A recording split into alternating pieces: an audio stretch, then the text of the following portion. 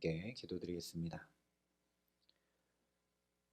아버지 하나님, 5월 한 달도 주님의 은혜 아래 살게 하셨음을 감사합니다. 오늘 이 마지막 날 주께 감사하고 또 주께 소망을 두며 첫 시간 주 앞에 은혜를 구하고 엎드리오니, 주님, 지금까지 우리 걸음을 여기까지 견고하게 붙드신 주께서 오늘 이 하루도 또 앞으로 펼쳐질 날들도 함께 하시고 붙드시는 은총으로 역사하여 주시옵소서. 그래서 주 앞에 간구하고 주의 말씀을 기다리고 주의 성령을 사모하오니, 이 시간 우리에게 풍족한 은혜로, 각 사람에게 필요한 은혜로 가득 채우시고 역사하여 주시옵소서. 감사를 드리며 예수님 이름으로 기도합니다. 아멘. 오늘 우리에게 주시는 하나님 말씀은 레위기 19장 13절 14절의 말씀입니다. 레위기 19장 13절부터 14절까지 말씀입니다.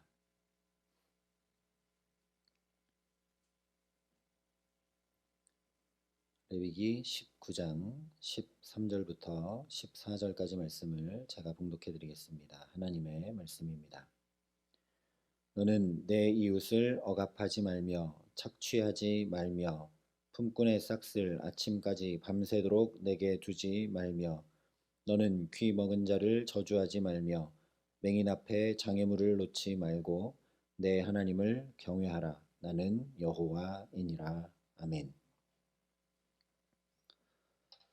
계속 함께 살펴보고 있는 레위기 19장은 지극히 추상적이고 또 관념적이고 형이상학적일 수 있는 거룩의 개념을 굉장히 구체적이고 현실적으로 반영해서 우리에게 말씀해주고 있습니다.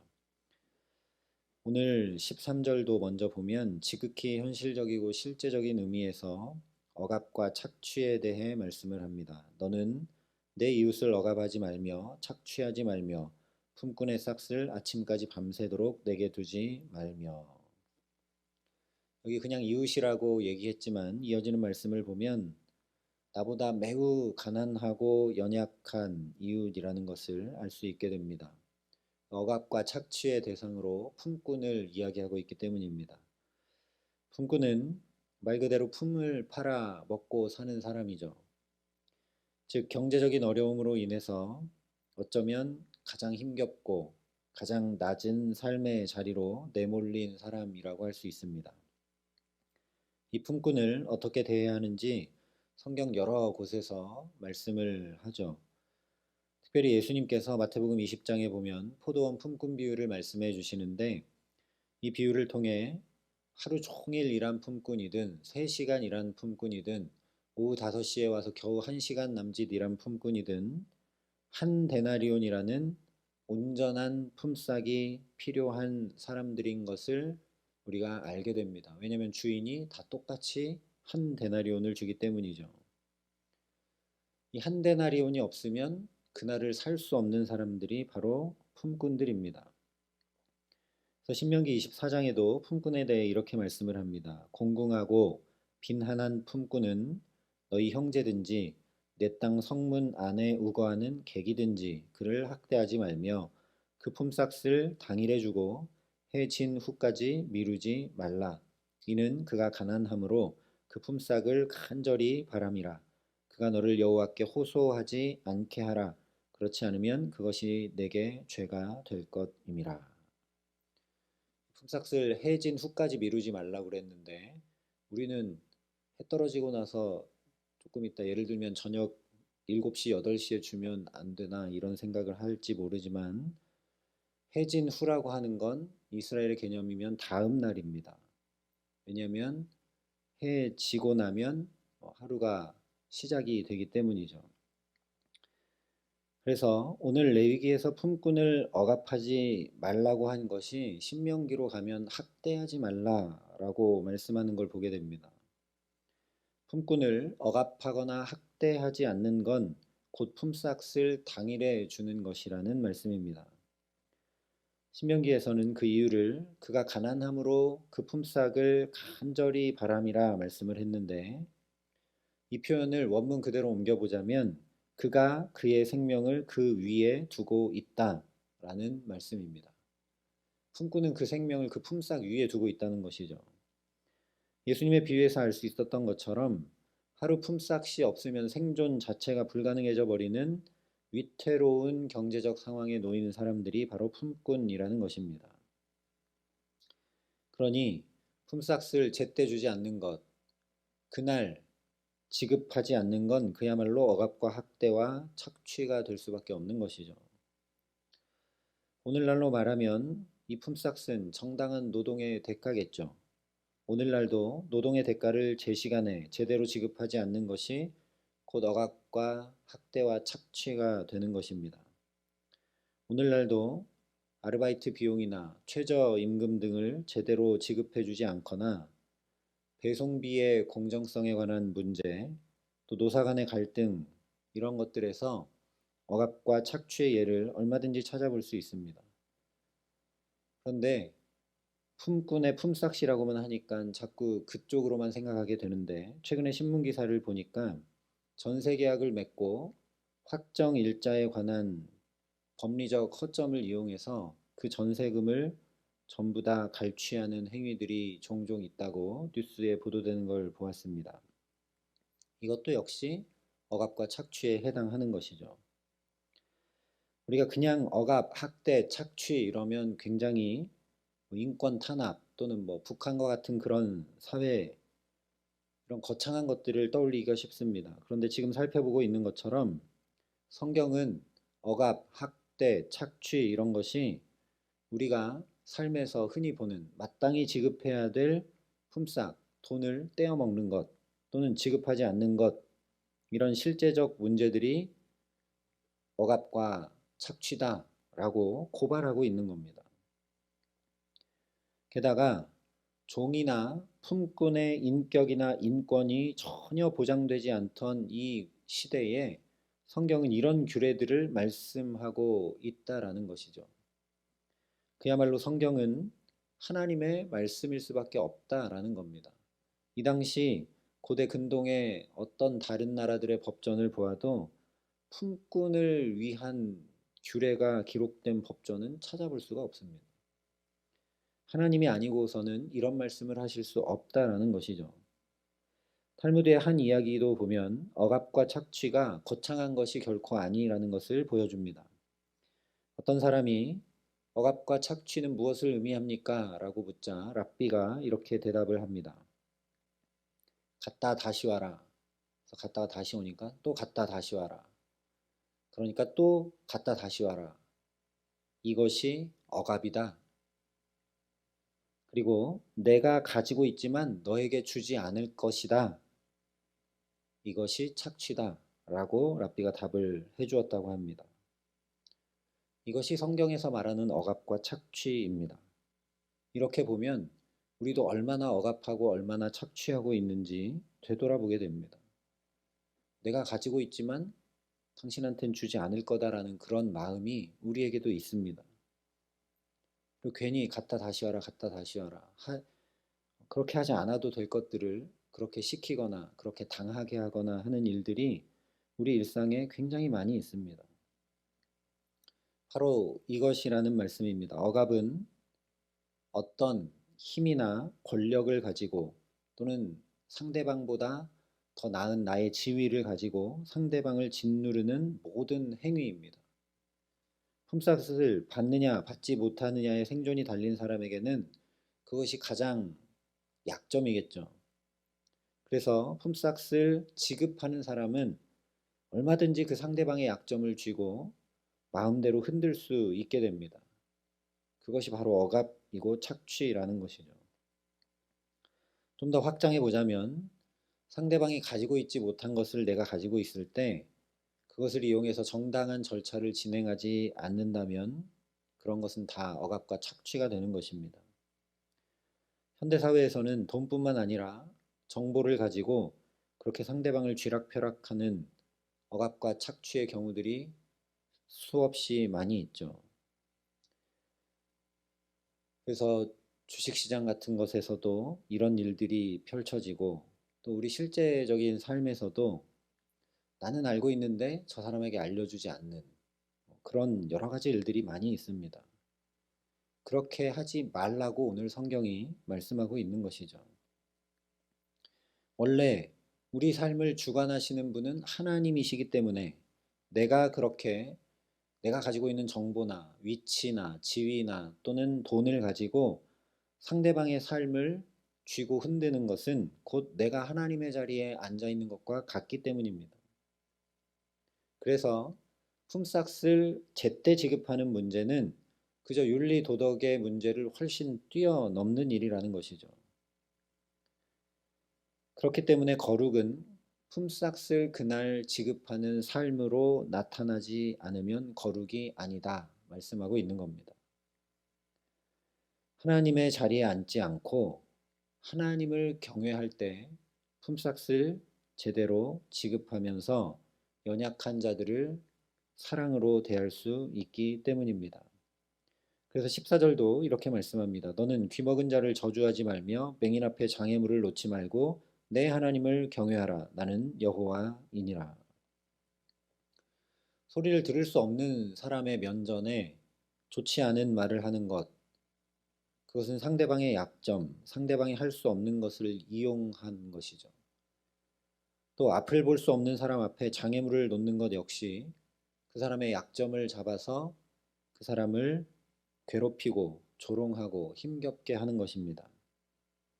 이것처럼 상대방의 약점을 이용하는 것, 상대방의 약점을 쥐고 흔들어 괴롭게 하는 것, 내가 상대방의 삶을 이리저리 쥐고 흔드는 것들은 모두 다 억압, 착취, 학대에 해당하는 일들이라는 것입니다. 그러니 앞서 살펴본 품삯을 제때 지불하지 않는 것과 근본적으로 똑같은 행동이 14절에 장애인을 조롱하는 행동입니다. 그래서 특별히 신명기 27장에 보면 맹인에게 길을 잃게 하는 자는 저주를 받을 것이라 할 것이요 모든 백성은 아멘 할지니라 말씀하고 있습니다. 이렇게 상대방의 약함을 이용하는 일에 대해서 성경은 강력하게 저주를 받을 것이다 못 박아 말씀하심으로 철저히 금하고 있는 걸 보게 됩니다. 이 역시 품꾼에 대한 규례와 똑같이 고대 사회에서는 전혀 찾아볼 수 없는 놀라운 규례입니다. 장애를 가진 이들을 보호하고 그들을 똑같이 대하라는 그런 규례는 찾아볼 수 없는 규례들이죠. 오늘 우리 한국 사회에서도 장애인 단체들이 여전히 그들의 인권을 위해 시위하고 있는 그것을 생각해 본다면 이 고대 사회에 이런 규례들이 있는 건 그야말로 하나님의 말씀이 아니고서는 불가능하다라는 걸 우리가 알게 됩니다. 그러니 거룩은 그야말로 구별하는 삶입니다. 고대 사회에서 심지어 오늘날도 모두가 약자를 착취하고 인권은 생각조차 하지 않고 힘과 권력으로 억압하는 일들을 당연히 여기며 살아가는 한복판에서 이스라엘은 다른 삶을 살라 말씀하고 계시기 때문입니다. 우리도 똑같습니다. 큰 일이 아니라 나보다 좀 약해 보이면 무시하는 일, 나보다 조금 위치가 낮거나 경제적으로 나보다 풍족하지 못하거나 내가 더 힘과 권력이 있거나 하면 나도 모르게 상대방을 하대하거나 또는 함부로 대하거나 하는 모든 일들을 지금 하나님께서는 저주받을 일이고 해서는 절대 안 될 일이고 하나님을 경외하라 하면서 말씀하고 있는 것입니다. 세대와 시대를 본받지 않고 하나님의 선하시고 기뻐하시고 온전하신 뜻을 따라 살아갈 수 있도록 내 하나님을 경외하라 나는 여호와이니라 말씀하고 계시는 것입니다. 하나님이 여호와이시니 경외하라 했기 때문에 그 여호와 하나님이 어떤 분인지 알아야 경외할 수 있습니다. 시편 68편에 이렇게 말씀을 합니다. 그의 거룩한 처소에 계신 하나님은 고아의 아버지시며 과부의 재판장이시라. 하나님이 어떤 분이시냐? 고아의 아버지시고 과부의 재판장, 다시 말하면 가난하고 소외받으며 고통받는 이들에게 친히 보호자 되시는 분이 아버지 하나님이시라는 말씀입니다. 14절에 듣지 못하는 이와 앞을 볼 수 없는 이는 자기에게 누가 그렇게 말을 하고 누가 그렇게 발에 걸려 넘어지게 했는지 알 길이 없습니다. 그런데 하나님께서 이들의 눈과 귀가 되어주시는 보호자이시라는 것이죠. 그래서 다 보고 계시고 다 듣고 계신다라는 겁니다. 그렇기 때문에 그들을 괴롭히는 건 곧 하나님을 괴롭히는 일이 된다라는 말씀입니다. 거꾸로 말하면 품꾼, 듣지 못하는 자, 앞을 볼 수 없는 자, 즉 가난하고 소외되며 사회적으로 약한 자리를 살아가는 모든 사람들을 사람으로서 받아야 할 정당한 대우를 받도록 대하면서 사는 삶, 그것이 하나님 앞에 사는 삶이고 하나님을 경외하는 것이고 그것이 곧 거룩이라는 말씀입니다. 아주 간단하게 정리하자면 언제나 하나님을 사랑하는 건 이웃을 사랑하는 것으로 나타나고 확인되어야 한다는 말씀입니다. 저와 여러분이 이 새벽 첫 시간부터 여기 나와 예배하고 기도하고 있지만 오늘 살면서 만나는 사람을 사랑으로 대하지 못하고 내 마음대로 대하고 그렇게 하는 것은 하나님을 경외하는 것이 되지 못한다라는 것이죠.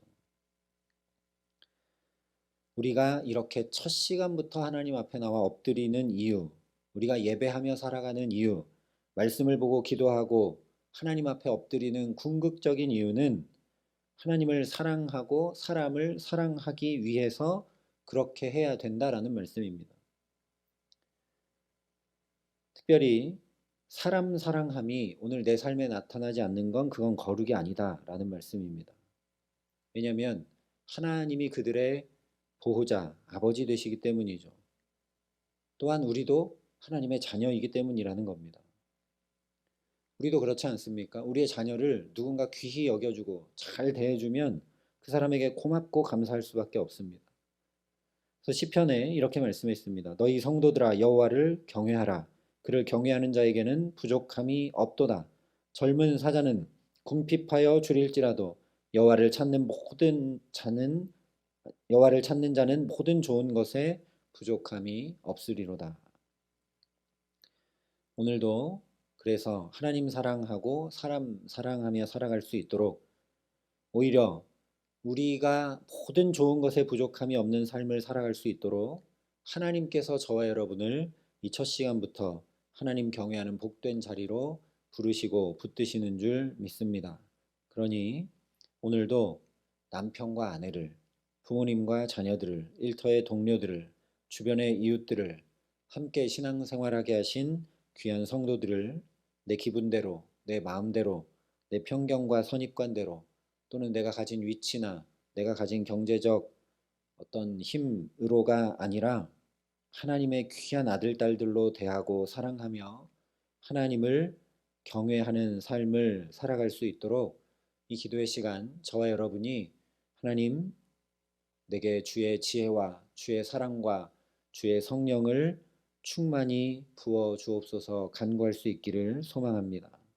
그래서 말씀하신 그대로 그렇게 하나님을 경외하며 거룩히 살아가는 저와 여러분에게 이 세대를 본받지 않고 하나님의 뜻을 분별하여 하나님의 마음에 합하게 살아가는 저와 여러분에게 모든 좋은 것에 부족함 없게 하시는 귀한 축복으로 우리 가정과 자녀들과 일터와 모든 걸음에 함께 하시기를 우리 구주 예수 그리스도의 이름으로 간절히 축원합니다. 함께 기도하시겠습니다. 사랑과 은혜가 풍성하신 아버지 하나님, 하나님께서 나 같은 자를 어떻게 대해 주셨는지 다시 한번 저 십자가를 바라보며 주 앞에 엎드립니다. 하나님 앞에 서면 나는 아무 힘도 없고 그야말로 가난하고 가난한 자일 수밖에 없는데 존귀하게 대해 주시고 하나님의 자녀로 대해 주시는 그 하나님을 경외함으로 서게 하여 주시옵소서.